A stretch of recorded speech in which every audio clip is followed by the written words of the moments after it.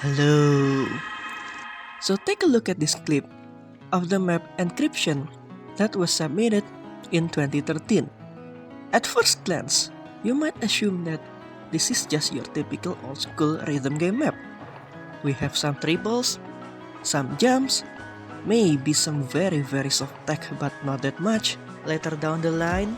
And if you think so, then you would be correct. Except for one thing.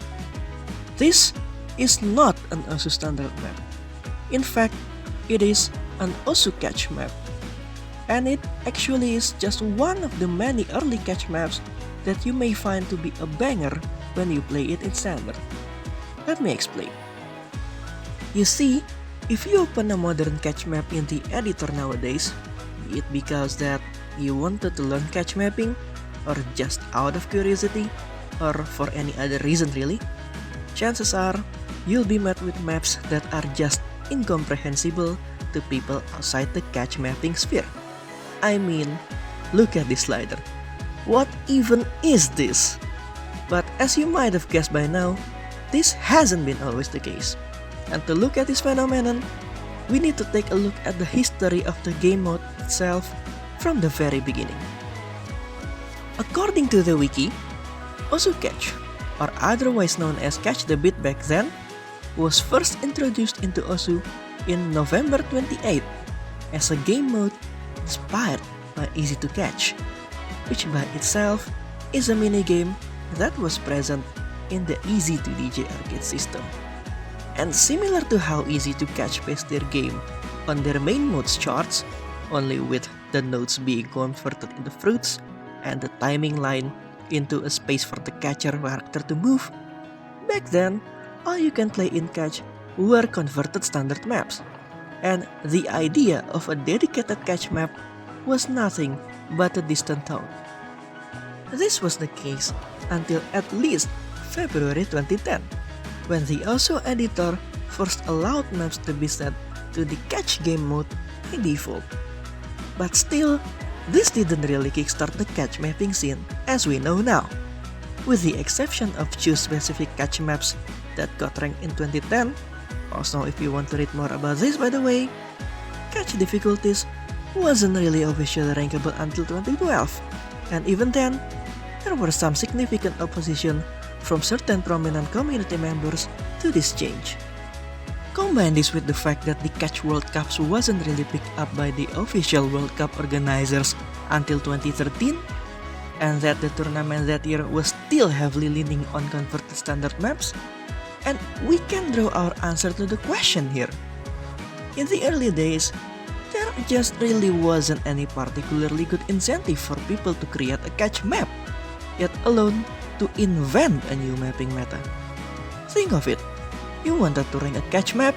Too bad, you were too early for that. How about creating a custom map for tournaments?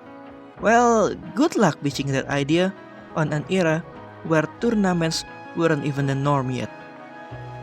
When you think about it, the only real reason for catch players to create a catch map back then was to maybe play along with their friends or something like that.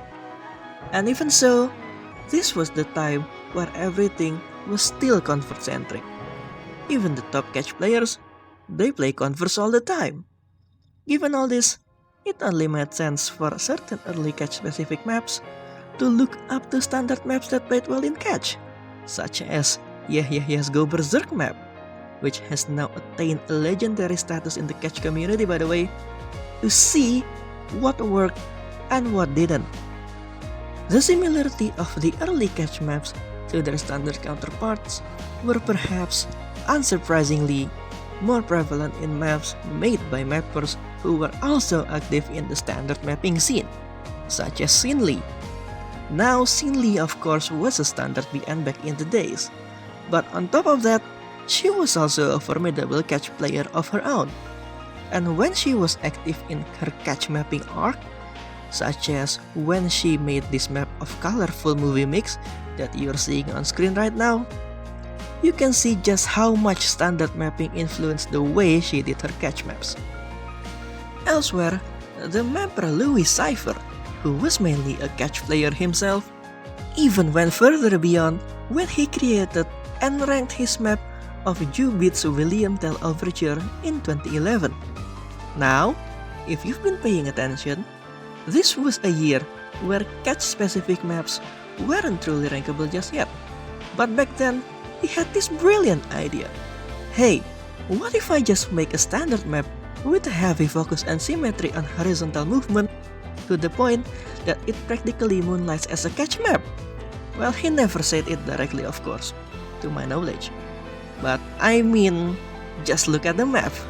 These triples, guys, they're basically just stairs in catch. These 1-2 jumps, they're so particularly horizontal to the point that they're just wall jumps in catch. And the rest of the map, well, you get the idea. And of course, on top of that, we can't really talk about this thing without addressing a mapper whose maps are arguably the most prominent example of it. Spectator, or at least pre-2016-ish Spectator. I really don't know whether he achieved this intentionally or not, or whether he was even aware of this fact or not, but his catch maps from back then were so incredibly solid, barring for some of the more specific catch patterns of course, that I'd even argue that if they were standard maps, they would stand against time better than many of the other maps from the same era. You've seen his encryption map from before, you've seen his Helix map that's playing on screen right now, but perhaps his most defining map when it comes to our topic is this one, Moso Express. And boy oh boy, this map is just exceptional to play on standard. Again, if you fix the few bits of the map where the pattern gets too catch specific, it's just so fun all around, especially if you enjoy single tap maps like me. In fact, it generated quite an attention when it was ranked, prompting some standard guys such as Silenus, whom you might know from his Flickr map, to even comment, how are the catch diffs better than my standard maps? In the end though, this trend didn't last forever. Just like how standard slowly managed to break free from its source material, which are the Elite Beat Agent games, to develop its own meta based on its needs, catch also did the same. And part of this came from the fact that even in the early days, not everyone was attuned to standard mapping to begin with. So certain mappers who would later become prominent figures in the catch mapping community, such as Z.H. Steven, did what they can do, which is to arrange the objects simply on how well they will translate into catch, with minimal regards to how clean or how comprehensible the maps were in the editor. Which was perfectly fine of course, as nothing's really wrong with prioritizing function over form in this case.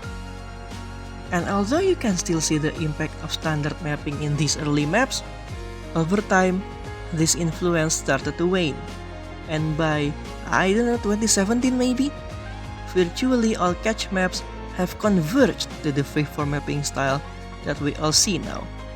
Sure enough, nowadays we have mappers such as Layak, who try to return to this route with maps like Humanoid that combine convert-ish patterns with modern catch mapping logic, or even maps like Corpse no Kokoro, where the mapper Shurelia, himself a Catch World Cup veteran, literally made the map as a custom map for a Convert Catch tournament.